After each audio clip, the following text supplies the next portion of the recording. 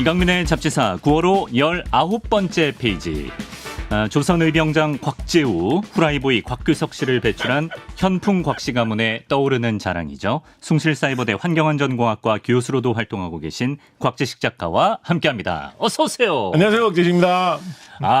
오늘이 드디어 그날입니다, 작가님. 어떤 날입니까? 늘 방송 시간이 모자라서 괴로워하시던 곽재식 작가에게 우리 구독자 여러분이 그동안 궁금했던 거 마음껏 물어보는 그날이에요. 그렇군요. 곽 잡아 질문 들어간다. 곽재식에게 무엇이든 물어보세요. 곽무물 특집을 해보려 하는데요.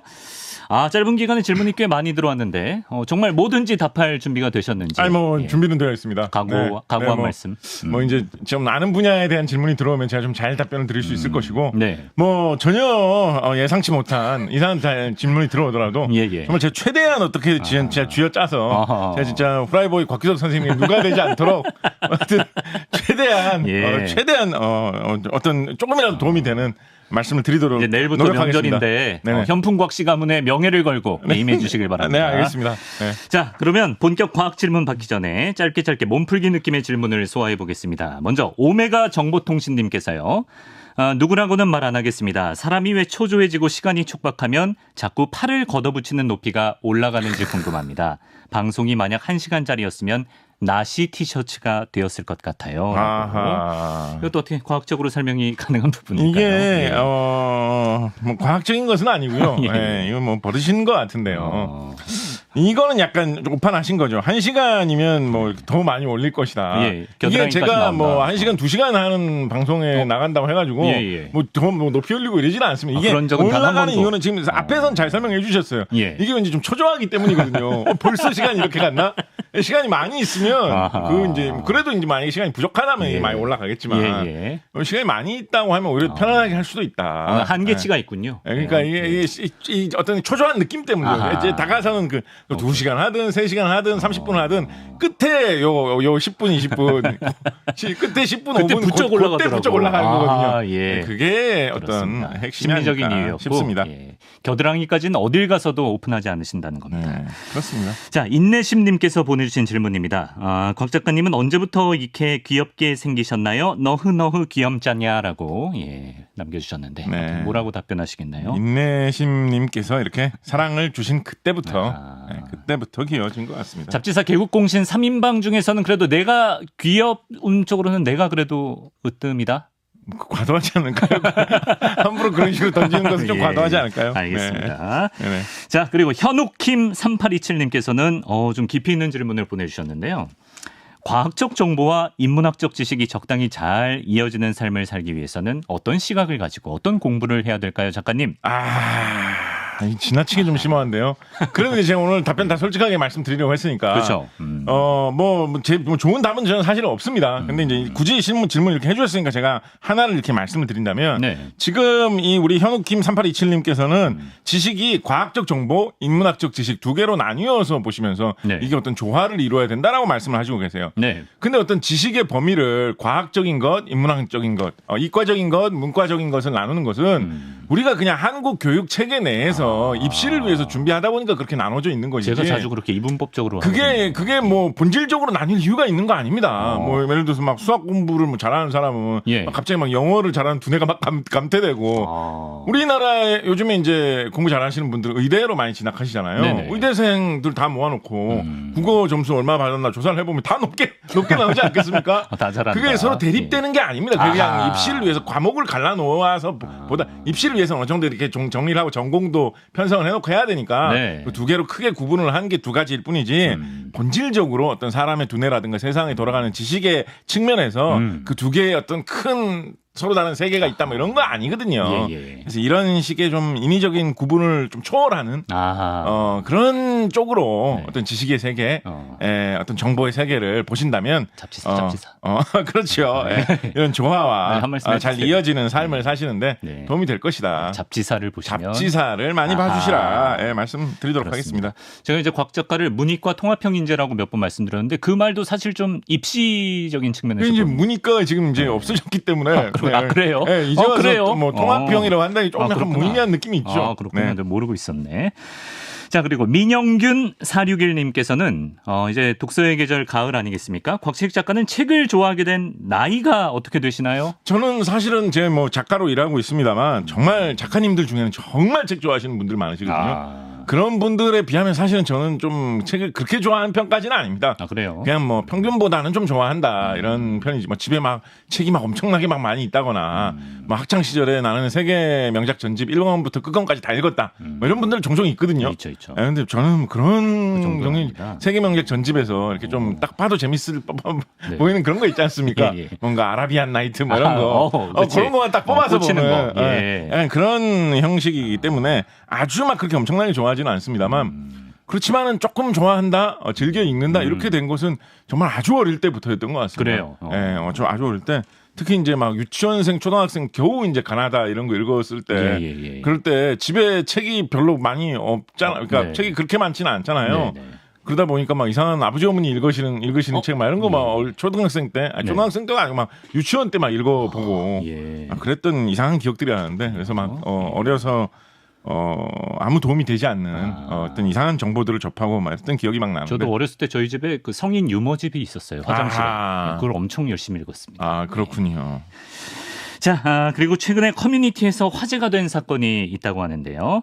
곽식 작가가 쓴 수많은 책 중에서도 특히 명저로 꼽히는 기후위기와 관련된 책, 지구는 괜찮아, 우리가 문제지. 뭐 각종 지자체, 전국 지자체 곳곳에서 올해의 도서로도 선정이 됐습니다. 걸작인데요. 근데 작가님께서 작년쯤에 이 책 제목에 대해서 약간의 후회를 내비친 적이 있으시다고요. 사실인가요? 지구는 괜찮아, 우리가 문제지인데요. 이거를 이제 SNS에서 어떤 분이 뭐 이제 딴 무슨 이야기를 하시다가 어떤 맥락에서 나온 이야기인지도 모르겠어요. 딴 맥락에서 무슨 이야기를 하시다가 근데 지구는 뭐 괜찮을 거고 사람만 망할 거라는 뭐 그런 책도 있지 않았나 이런 얘기를 일가를 해주셨어요. 약간 비속어를 섞어가지고 훅 던지듯이 브리라 순자님인가라는 닉네임을 쓰시는 분이 던져주셨거든요. 브리라 순자님이시네. 그분이 써주셨는데 그거를 이제 보고 역시 책을 잘 팔기 위해서는 제목이 좀 쇼킹한 게 좋았을까? 그냥 이런 그 얘기를 했었던 적이 있었습니다. 실제로 저렇게 합성을 해주신 분도 최근 들어 계시답니다. 네, 이게 진짜 묘한 게 저는 이제 사실 뭐 이게 뭐 재밌다 이런 것보다도 그게 재밌는지도 그렇게 재밌는지도 모르겠고 제 참 묘하고 정말 알 수 없는 신비의 세계를 파헤쳐서 꼭 알고 싶은 게 뭐냐면 이 책이 나온 것은 작년 초고 제가 저 이야기를 한 것도 한 작년 4월 달쯤이거든요. 그게 왜 지금 와서 1년 반이 지나가지고 왜 지금 각종 커뮤니티에 돌아다니고 있고 세상에 도는데 또 시간이 저게 걸리죠. 언급이 되고 갑자기 우리 이강민의 잡지사에서 이것을 보여주고 이걸 왜 불티나게까지는 아니었나 보네요. 그냥 약간 좀 뭉근하게 좀 화제가 된 책인가? 네, 그럼 많은 관심을 꾸준히 가지고 계셔 주시는 책이긴 한데요. 왜 이게 도대체 그러니까 이게 궁금한 거예요. 어떻게 해야지 어떤 화제가 될 수 있는가? 앞으로 새 책이 내가 나온다면 어떤 작전을 써야지 이렇게 많이 언급이 될 수 있는가? 모르게 도대체 어떤 그런 기묘한 그런 잘 맛깔나게 사람들이 보면 클릭을 많이 할 수 있는 형태로 글을 만들어가지고 주요 포인트에 딱 제일 사람들이 많이 볼만한 시간에 딱 올려주는 그런 분이 계신가? 뭐 그런 것 때문인지 또 이제 의문을 아니면 어떤 그냥 이거 만사 다 우연인 것인지 왜 이게 1년 반이 지나가지고 왜 다시 회자가 되고 있는 것인지 잡지사도 썸네일 만들 때마다 항상 고민해요. 그렇습니다. 수수께끼다. 다작 작가의 의문이었습니다. 그렇습니다. 자, 그러면 시간이 또 지났기 때문에 오늘도 아니 벌써요 소리 듣기 전에 본격적으로 과학지식 무물 타임으로 넘어가 보겠습니다. 작가님 먼저 구독자분들이 기억에 대한 질문을 많이 주셨는데 약간 상반되는 두 개의 질문이 들어왔습니다. 먼저 구독자 뭐 어떻게 읽어야 돼? 즈즈즈 크크크 흐흐 님께서요. 저는 말 못하고 걸음마만 하던 시절이 생생합니다. 말로 표현을 못해서 겉으론 울고 속으론 답답해하며 혼잣말을 했던 것도 기억이 나요. 이거는 상상이 만들어낸 가짜 기억일까요? 기억이 강렬하다면 아가 때 일이라도 충분히 저장할 수 있는 거 아닌가요? 라고 질문을 주셨고요. 일단 가능성만 보면 이제 아기 때의 기억이 잘 남지 않는다라는 것은 이제 언어가 충분히 발달하지 않았기 때문에 기억의 수단이 좀 부족하다. 뇌 자체의 기억을 할 수 있을 만한 발달이 이루어지지 않았다. 뭐 이런 식으로 생각을 해볼 수가 있을 텐데 뇌의 발달도 좀 이루어져 있고 그리고 기억이라는 게 꼭 언어를 통해서만 기억되는 것은 아니거든요. 예를 들어서 우리가 뭐 어떤 신기한 뭐 어떤 음악을 들었다. 그런 어떤 그 뭐 말로 표현하기 뭐 물론 뭐 딱 절대 음감으로 딱 바뀌어가지고 도시도시 랄라 소리구나 딱 하시는 분도 계시지만 그냥 막연히 어떤 음악을 들었는데 나중에 그 멜로디를 그대로 다시 흥얼거리고 이런 가능하지 않았습니까? 그죠? 이런 걸 보면 꼭 언어가 없어도 기억이 되는 건 가능하기 때문에 기억이 이 아기 때도 저장될 수가 있다. 가능은 하다고 봅니다. 그런데 가능성이 저는 낮은 것 같아요. 이렇게까지 걸음마만 하던 시절이 생생하게 기억된다. 물론 불가능하지 않습니다. 이분이 어떤 특별한 그런 분이시라면 가능한 일이지만 그냥 통계적으로 본다면 확률적으로 생각한다면 그것보다는 가짜 기억이 생겨 있을 확률이 가짜 기억이라는 게 정말 흔하게 일어납니다. 가짜 기억이라는 게. 가짜 기억이? 있지도 않았던 일을 있었던 것처럼 생생하게 생각하는 그런 게 그래요? 비일비재하게 일어납니다. 정말. 이게 뭐 요즘에는 이제 이런 게 화제가 많이 돼가지고 아예 용어가 생겼죠. 뭐 인터넷에서 오다 가다 많이 요즘 이야기하는 뭐 특히 영어권에서 많이 이야기하는 이제 만델라 이펙트라고 하는 게 있습니다. 만델라 이펙트. 한번 오다 가다 한번 들어보셨나요? 오다 가다만 들어봤습니다. 네네. 만델라 이펙트 이제 나온 이유는 미국 사람들 중에 상당수가 1980년대에 남아프리카 공화국에서 인권 운동을 하던 넬슨 만델라 대통령이 장례식을 성대하게 치르는 모습을 텔레비전 중계로 혹은 뉴스로 봤다는 생생한 기억을 갖고 있는 거예요. 근데 이분은 뭐 80년대에 잘 사셨고 물론 뭐 어떤 감옥에 갇히시고 고생 많이 하셨지만 90년대에 뭐 복권 되셔가지고 대통령도 하시고 2000년대 한참 지나가지고 세상 떠나신 분이거든요. 근데 왜 그랬지? 근데 그러니까 80년대에 넬슨 만델라의 장례식을 뭐 중계하고 자시고 할 이유가 없는 거예요. 근데 한 사람만 뭔가 잠깐 착각했다고 하면 얘한테 착각한 거야라고 할 수 있겠지만 수많은 사람들이 그걸 봤다라는 그런 잘못된 기억은 나 진짜 그때 생생하게 본 기억이 있어. 그런 걸 갖고 있는 사람들이 굉장히 많다라고 해서 세계 곳곳에 이런 게 뭔가 많이 있지 않느냐라는 것입니다. 우리나라에도 많이 퍼진 그런 사례들이 많이 있는데 예를 들어서 그 친구라는 영화 있지 않습니까?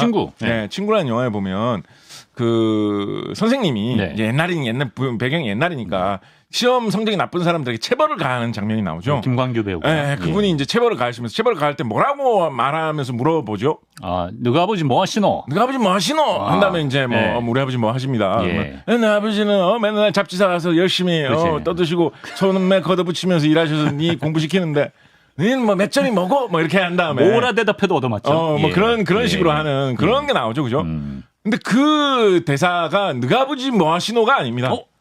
다 너희 아버지 뭐 하시노로 알고 있어요. 그쵸. 그 영화 본 사람들은 그거 막 흉내도 낼 수 있어요. 그 배우님 목소리로. 너희 아버지 뭐 하시노? 딱 그것도 기억하고 다 막 그럴 정도로. 근데 영화를 다시 보면 그냥 아버지 뭐 하시노? 이렇게 물어봅니다. 너그가 없단 너그란 말 없습니다. 그 너그가 생명인데 그 대사는.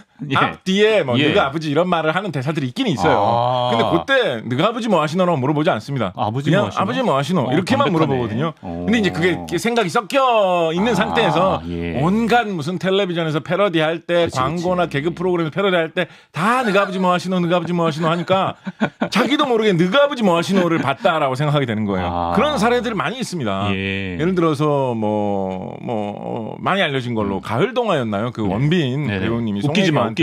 송혜교 배우님한테 뭐 얼마면 돼? 뭐 이렇게 하는 장면 있잖아요. 그죠? 근데 그 얼마면 돼라고 말하지 않아요. 그 장면에서도.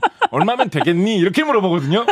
근데 이제 어떤 개그 프로그램이나 이런 데서 재연할 때 얼마면 되겠니라고 하면 느낌이 좀 안 살잖아요. 그러니까 얼마면 돼 이렇게 한 게 많이 퍼지다 보니까 원판에서도 얼마면 돼라고 했다라고 좀 착각을 하게 되는. 이악 물고 해야 되는 대사인데 얼마면 돼? 그런 거 많이 있습니다. 뭐 예를 들어서 터미네이터에서 그 알비백 이것도 아니래요. 그거는 저는 진짜 깜짝 놀랐는데 그거는 진짜 절대 그걸 왜 착각하지라고 저는 했었던 것인데 의외로 착각하시는 분들이 굉장히 많으시더라고요. 터미네이터 2편에서 보면 터미네이터가 맨 마지막에 이상 용광로 같은 데 들어가면서 엄지손가락을 이렇게 내밀면서 이제 들어가는 그런 장면이 나오는데 엄지손가락을 치켜드는 그 장면에서 터미네이터가 마지막으로 그 장면 직전에 I'll be back이라고 말했다라는 그런 이상한 착각을 하시는 분들이 굉장히 많으신데 아닌가? 전혀 그런 장면 나오지 않고요. 그래요? 그 비슷한 말도 하지 않습니다. 그 앞에. 따봉은 하는데. 하긴 하는데. 소리 거기서 없이. 알비백이랑 그 알비백 내가 돌아오겠다는 장면이잖아요. 그렇죠. 그 본인이 자진해서 거기로 들어가는 거거든요.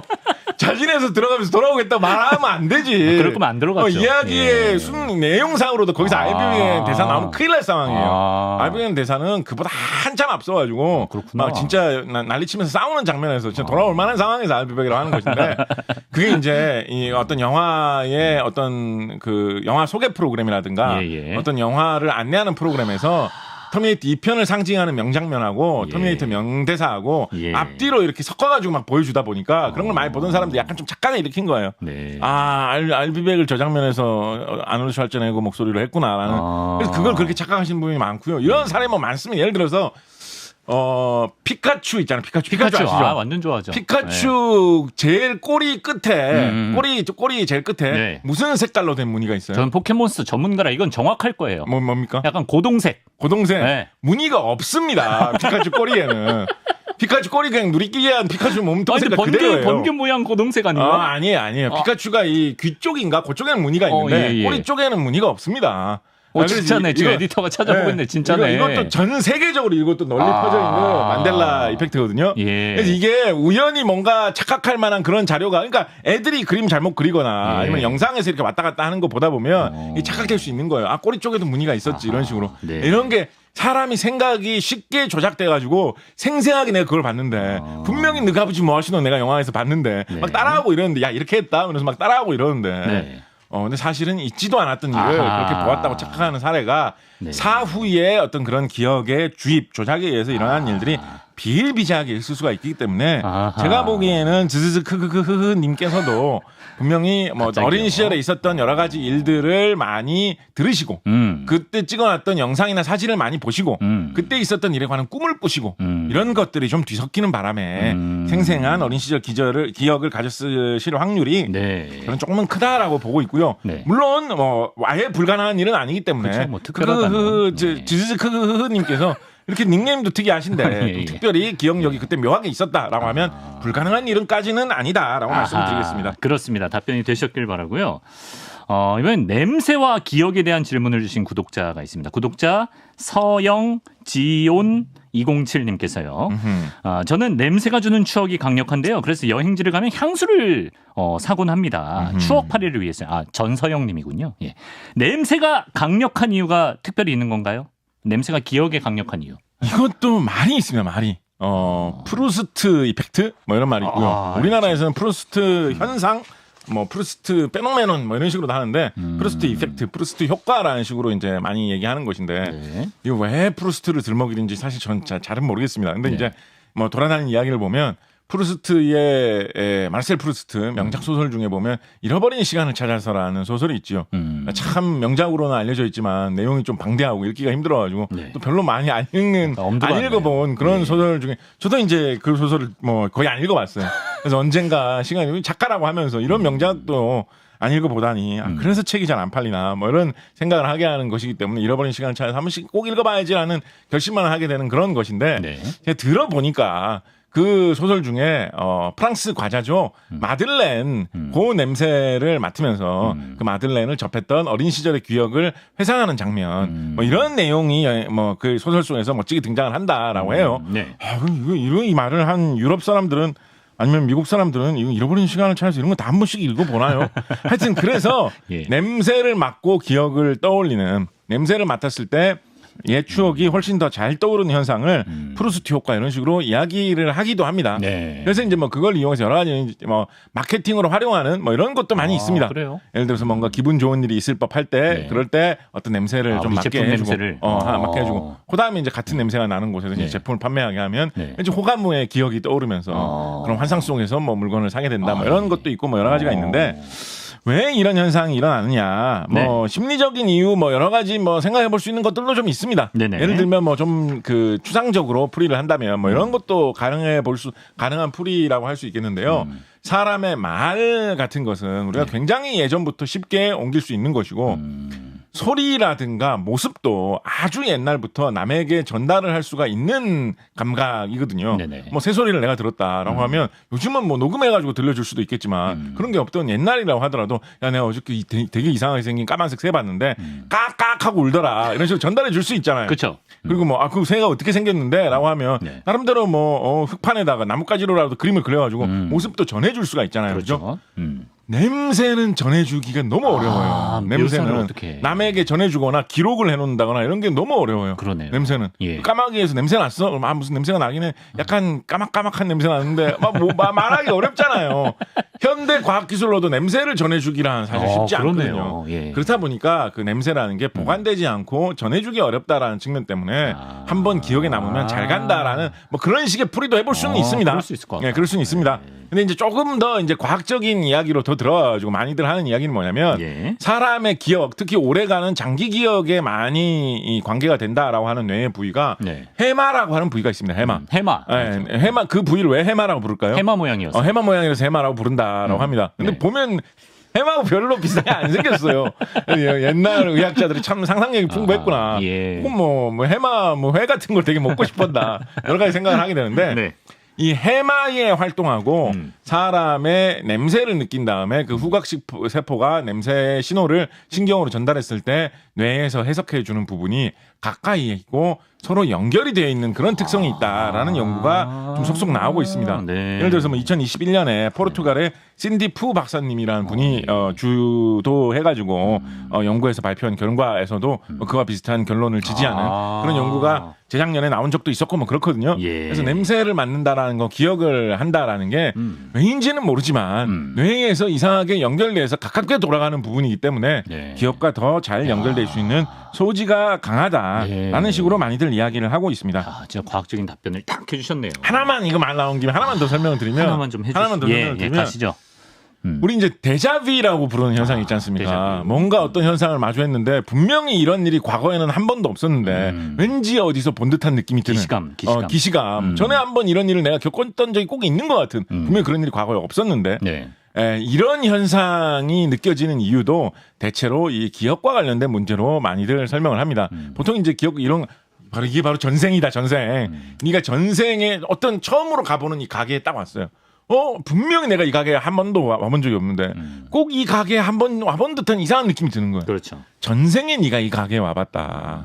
근데 뭐 나중에 알고 보면 2003년에 개업했는데요. 뭐 이렇게 돼. 이런 이상한 경우도 있죠. 물론. 있죠. 왜 이런 일이 생기느냐. 전생일까 정말? 근데 사람들이 이제 생각을 하기로 기억이 조작되고 흐려질 수 있는 상황이 많이 있기 때문에 그 가게에 내가 가본 적은 없어요, 분명히. 네네. 근데 그거하고 비슷한 어떤 특징이 있는 딴 가게에 간 적이 있는 거예요. 네네. 근데 그 딴 가게에 관한 기억이 대부분 다 소실되고 소멸돼 있어. 그 상황에서 이 가게에 가니까 뭔가 비슷한 것 같기는 한데 네. 정확하게 뭔지는 모르겠고 네. 내가 이 가게에 전에도 와본 적이 있나 이런 식으로 이제 기억이 떠오른다. 예. 그래서 이제 기시감, 데자비가 느껴진다라는 것인데 네. 그 중에서도 뭐 이거 과학적으로 확인된 건 아니고 그냥 추측하는 겁니다.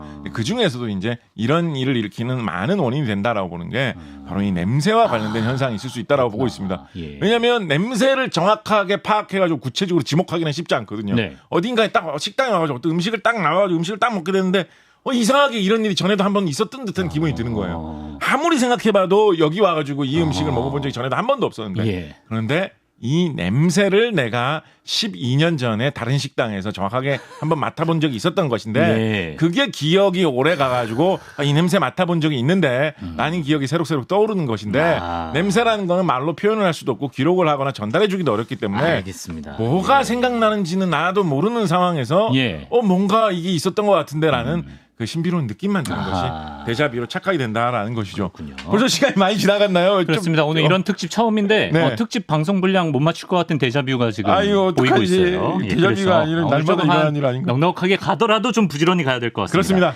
자, 다음 질문. 레미제라블 78님께서요. 아하. 작가님, 빛이 발산하여 몇만 광년을 날아올 수가 있는데 그 빛이 도달하는 데 필요한 에너지는 아예 없는 것인가요? 뭐 풍화라고 할까? 산화라고 할까? 뭐랄까? 그런 빛도 오다가 완벽한 정보를 담지 않고 없어지는 부분이 있나 궁금합니다. 빛도 이제 멀리 오다가 좀 달아 없어지는 부분이 있냐? 정말 심오하고도 야, 좋은 수준 질문입니다. 높아요, 제가 볼 때. 정말 예. 심오하고도 좋은 질문입니다. 일단은 쉽게 생각할 수 있는 것들이 몇 가지가 있습니다. 우주에 아무것도 없는 빈 공간이라고 하더라도 정말 절대적으로 아무것도 없기란 쉽지 않습니다. 아주 조그마한 뭐라도 좀 흘러다니는 경우가 왕왕 많이 있습니다. 네. 아예 뭐 성운이라든가 우주 먼지라고 하는 뭐 그런 것들이 있죠. 네. 우주 이곳저곳을 떠돌아다니는 눈에는 거의 안 보이지만 어떤 희미한 물질이 퍼져 있는 그런 것들이 우주 곳곳에 꽤나 있거든요. 네. 그래서 이제 뭐 운 좋아서 어떤 그런 게 많이 뭉치면 그게 뭐 행성이 되기도 하고 별이 되기도 하고 뭐 이럴 수가 있는 것인데 네. 그런 게 우주에 아주 얇게 상당히 펼쳐져 있습니다.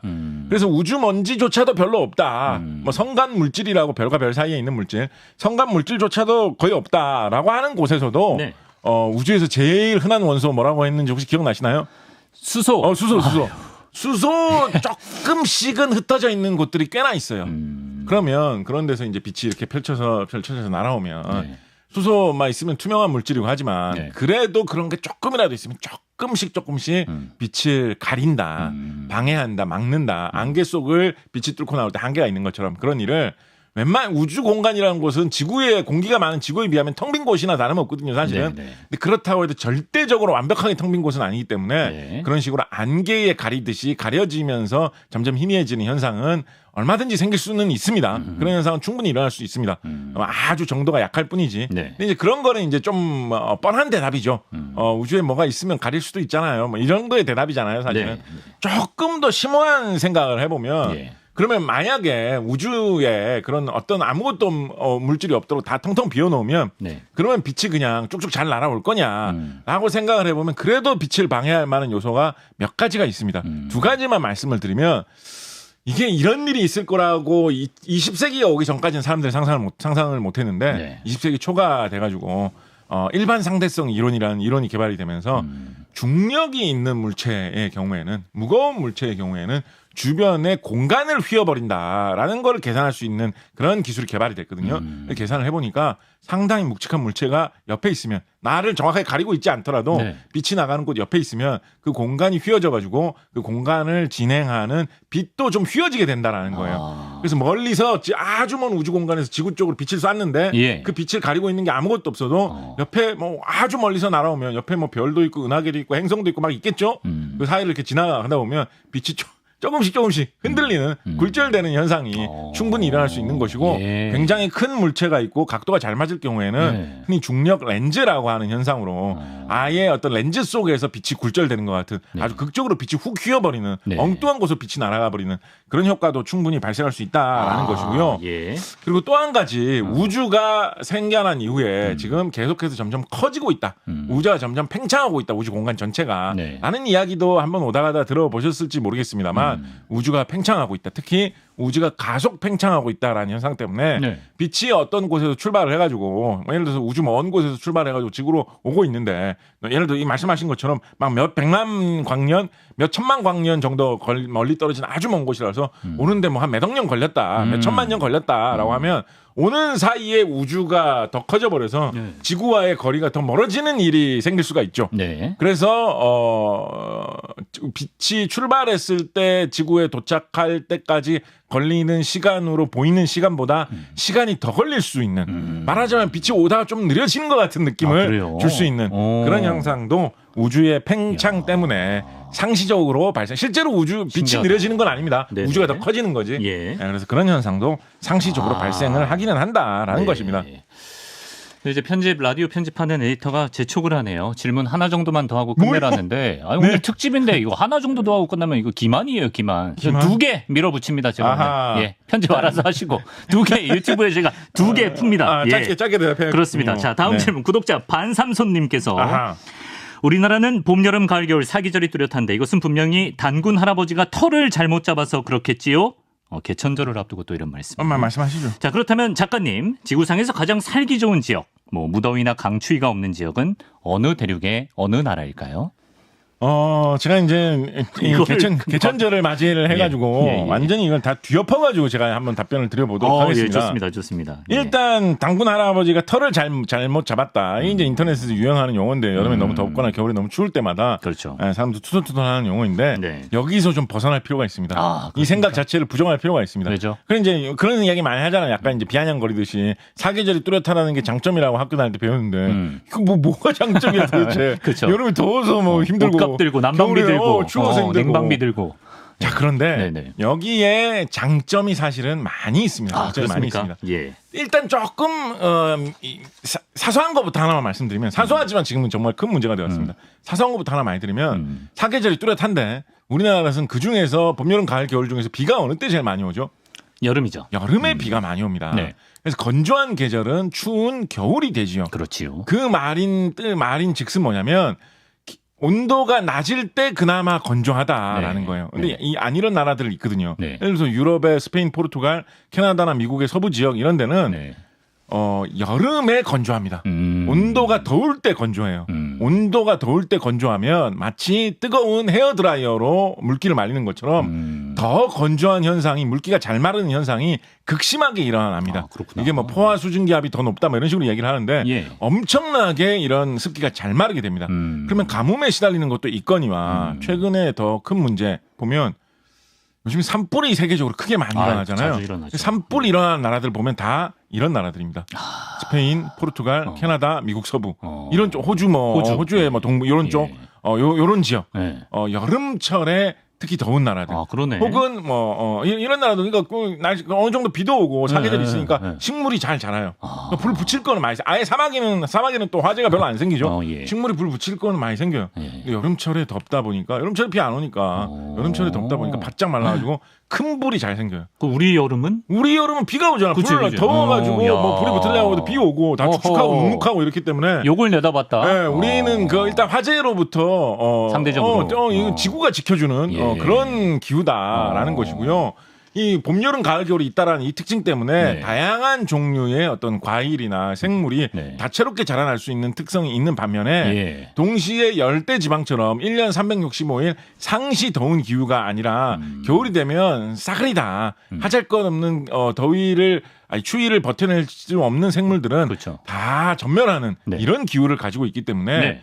지나치게 거대한 곤충, 지나치게 거대한 아하. 파충류, 양서류가 활동을 할 수가 없습니다. 저기 남미나 이런 데는 예를 엄청 들면 크잖아요. 악어 같은 동물, 네. 이런 동물, 악어 얼마나 큽니까? 무섭잖아요. 예. 악어 길 가다 보시면 얼마나 무섭겠어요. 근데 이제 저기 뭐죠? 무슨 플로리다 이런 데. 미국의 플로리다 예, 같은 데는 막 예. 집 위에 있는데도 막 악어 막 걸어오고 막 이러잖아요. 카이만하고. 막 오잖아요. 예. 근데 우리나라에서는 악어 같은 거 안 나타나잖아요. 안 나타나요. 악어가 있으면 겨울이 되면 추워가지고 살 수가 없어요. 그렇구나. 악어가 뭐 겨울잠 자려고 어디 뭐 굴 파고 들어가려고 하면 예. 몇 달을 굴을 파야지 그 큰 몸을 다 숨기겠습니까? 예. 살기 힘들거든요. 예. 그래서 그런 이유. 그다음에 뭐 열대 지방에 우리 저기 갑자기 이름이 생각이 안 나죠? 뭐요? 우리 저기 만화가 선생님. 네, 만화 선생님. 우리 어떤 만화?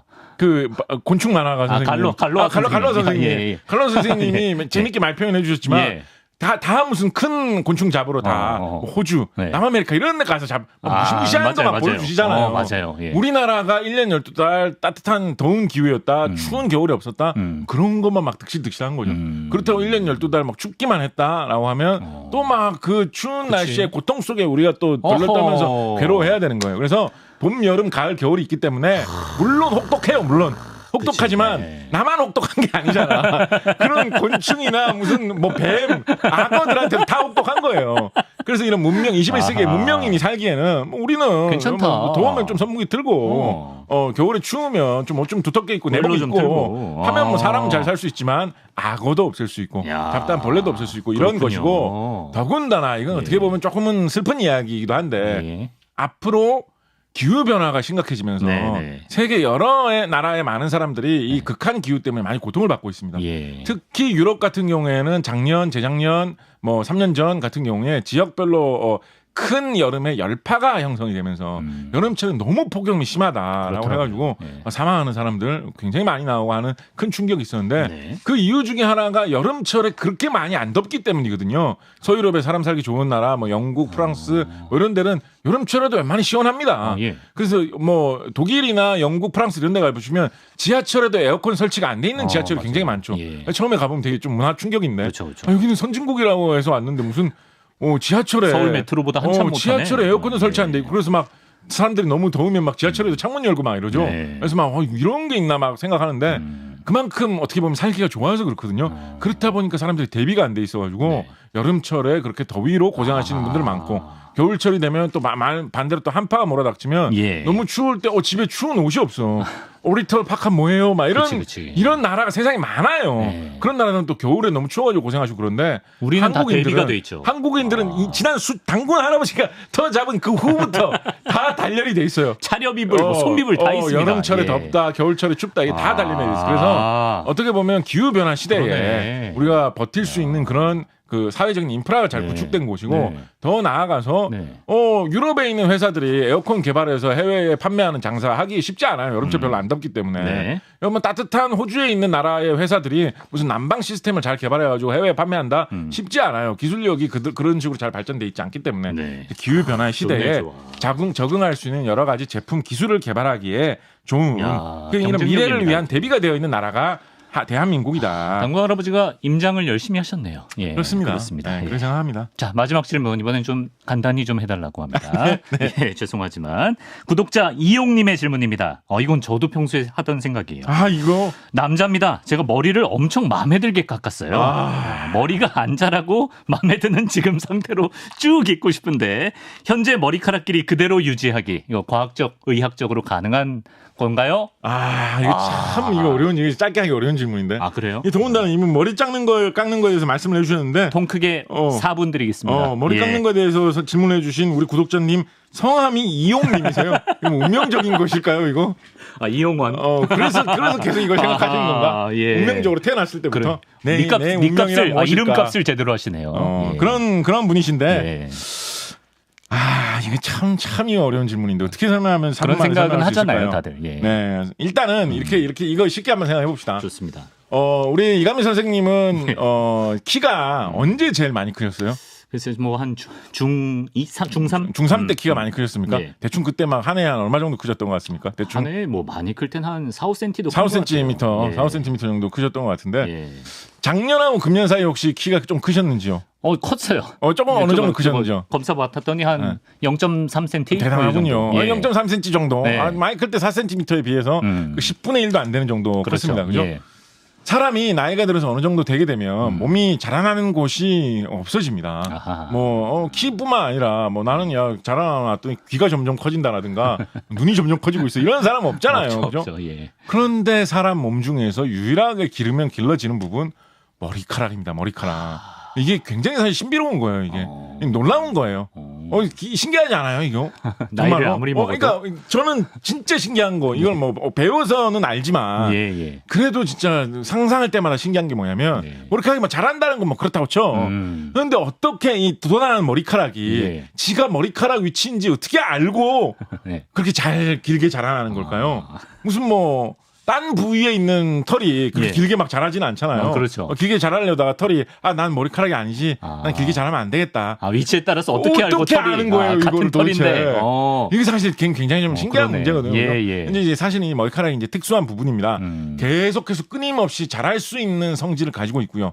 일정한 정도로 자라나게 되면, 그러니까 일단 여기서부터도 사실 참이 굉장히 연구 많이 하는 분야입니다. 예. 우리가 그 항암 치료 받으면 네. 목숨을 구하기 위해서 암 치료라는 게 얼마나 중요합니까? 근데 항암 치료를 받으면 제일 이제 많이 나타나는 현상이 머리카락이 빠진다. 이게 제일 흔하게 보이는 현상이지 않습니까? 그렇죠. 예. 그거에 이유가 여러 가지가 있습니다만 좀 거국적으로 봤을 때 흔히 이제 또 얘기하는 것 중에 하나가 항암 치료, 암을 치료한다라고 하는 게 암이라는 것이 자라날 필요가 없는 아무짝에도 쓸모없는 세포가 갑자기 무턱대고 무한 증식을 하면서 몸속에 커져가지고 그게 이제 암덩어리가 돼서 주위에 폐를 끼치는 것 때문에 문제가 된다라고 하는 게 암이라는 질병이잖아요. 예. 그래서 항암제라는 거는 무턱대고 몸속에서 자라나는 그 세포를 더 이상 자라나지 못하게 잡아주는 그게 이제 항암제거든요. 네. 그래서 그런 약을 먹으면 세포가 자라나는 것이 몸에서 전체적으로 억제가 되다 보니까 머리카락이 자라나는 것도 억제가 되어버리는 거죠. 그래서 머리가 이제 술술 빠지는 그런 일이 이제 발생할 수밖에 없는 것이죠. 네. 그래서 머리카락이라는 것은 일반적으로 정상적으로 있을 때는 계속 자란다. 그러다가 또 어느 정도 길이가 되면 또 빠진다. 네. 그래야지 길이가 무한정 길어지지는 않을 테니까요. 그렇죠. 그래서 그런 아주 특이한 그런 성질을 갖고 있는 것입니다. 예. 그래서 과학기술이 정말 발전하면 네. 지금 머리 모양을 그대로 딱 유지하는 것이 언젠가 개발될 수는 있을 텐데요. 예. 근데 굉장히 어려울 겁니다. 왜냐하면 두 개를 잡아야 돼요. 뭘 잡아야 돼요? 자라나는 거를 일단 멈춰야 되고 더 길어지면 안 되잖아요. 네네네. 그죠? 그리고 빠지는 것도 멈춰야 돼요. 예. 두 개를 멈춰줘야 되기 안 자라게 때문에. 해놨는데 빠지면 낭패예요. 그거 진짜, 큰일 나. 진짜 낭패예요. 큰일 나. 예. 큰일 나. 예. 그리고 이제 안 빠지게만 하면 지금은 보기 좋아도 네. 계속 막 그렇죠, 자라나가지고 그렇죠, 예. 그럼 어떻게 할 거예요? 다 저기 그리고 그것도 고민스럽기 때문에 예.